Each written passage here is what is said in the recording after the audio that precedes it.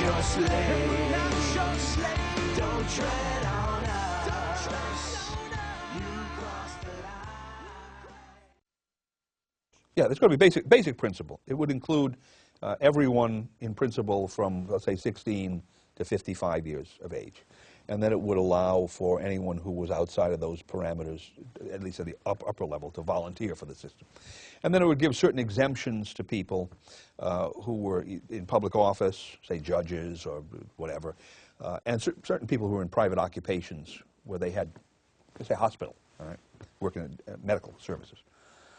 Then everyone would have to be armed and trained in different ways, and that's where you get into the one size doesn't fit all, because the training might depend upon local conditions. So if you're dealing, let's say, with Louisiana, we have the Mississippi River, New Orleans, the problems of levees and so forth and so on.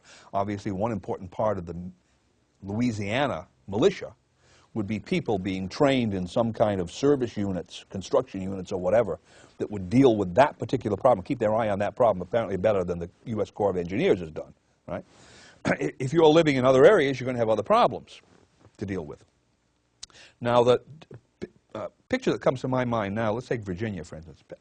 Statute that I have in mind here would say as following. The state passes this militia revitalization bill, and it authorizes each one of the counties, or some of the larger cities, I mean, places like Richmond, to set up a militia committee of safety. And the purpose of this organization would be, at the county level, to be the governmental entity that oversees the operation of the militia. And it would consist of some number of the county supervisors, the chief law enforcement officer, the county, 4 or 5 of these elected officials or appointed officials would be in this group, plus the leaders of the militia units that were formed.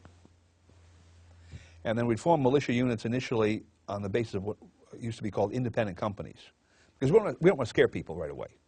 So we let people simply volunteer into this. And if you don't want to volunteer into it, you pay some amount of money as an exemption. Pay $50 a year as an exemption. Then you don't have to perform. Otherwise, you volunteer. And what we want you to do in your independent company is to structure yourself on one of whatever, 20 different possibilities. You could be a medical services company, you could be a police company, you could be a building, construction company, whatever it is. And then we'll leave some blank spaces down there. If you come up with a better idea, fill it in. And then after you've organized yourselves this way, maybe you have 50 people or 60 people, whatever, you come to the County Committee of Safety. Here's our petition. We've done this. These are the people that are organized. Here's what we're going to do. Here's our training program. Here's the kind of equipment that we're going to get, we think we need. And we want you, the County Committee of Safety, to authorize this. County Committee of Safety signs on. This was actually done, not in Virginia, it was done in Rhode Island. Rhode Island was one of the examples of this happening all the time. When was it? In the colonial period, up to the constitutional period, and then thereafter as well. So through the independent company structure, we now find out the best way in each county to organize people. What kind of people do we need? How should we organize? How many do we need? How many do we need? How should they be organized? And we do this through essentially volunteers at this point, because we don't want necessarily to bring everybody, we don't need everybody right away to do this. And we don't want to alienate a lot of people who aren't ready to perform this function. And if they're willing to pay $25 to get out or $50 a year to get out, that's fine. Where does that money go? It goes to the militia group. So now the militia group has this money to buy equipment, to get to training facilities and what have you. And then we determine that the best way to organize a militia group or for the purposes in Warren County, Virginia, which is where we are now, is this way. And over in Clark County, it's different. And Fairfax County, it might be slightly different and what have you. It's based on the needs of the county. It's based on the needs of that county. Now then, also on there's certain state considerations. Now, at the end of some period of time, let's say a year, you have the County Committee of Safety writes a report based on what they did, and they send this back to the State Committee of Safety. And the State Committee of Safety looks at that and says, aha, on the basis of this, we think we should amend this state statute to provide for this and this and this and this. And now that we have all this up, we're going to increase the exemption fee from $50 to $250. We're going to force more people into this. And we're going to tell those people that they have to take a Red Cross first aid. We're now going to start laying these things out, which everybody has to do. So that at some stage down the line, maybe it'll be 5 years, maybe 10 years down the line, this country is going to look, this state let's just say the state of Virginia, if we were the only ones that did it, we're going to look as well prepared as Switzerland for any kind of emergency. We don't care what it is.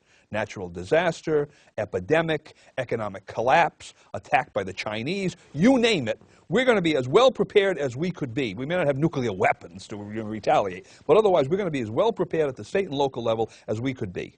Food security, medical security, police security, we're going to have that. None of which we have now. I should say police security, we have some of that, but not at the right level, and they're depending too much on Washington in any event. We're going to have that in this state. It will be maybe different in Nebraska, maybe different in Massachusetts, California, what have you. But at some stage down the road, this country is going to be completely organized for any kind of problem that would arise. And it's going to be organized from the bottom up, not from the top down. RestoreTheRepublic.net and TakeBackWashington.com are two key places to join the fight, the info war against the New World Order. You've seen the film. You understand the 10th Amendment, the difference between a republic and a democracy. Now get out there and get involved in organizations of like-minded Americans that understand the left-right paradigm is a fraud. And for more news and information to track what the globalists are up to and how people are countering them worldwide, visit Infowars.com and PrisonPlanet.com. Thank you for watching Don't Tread on Me, Rise of the Republic. This film and other documentary films that are out there are vital to getting the word out to the people of the world to understand the type of global system that's being set up. That's why the establishment is moving to censor the internet and censor alternative press and films, because we are kicking their butts together. And this film goes a long way towards realizing that dream of liberty and freedom and a republic in our time. Great job to the filmmakers, and great job to all you out there that are going to spread this film to the four winds.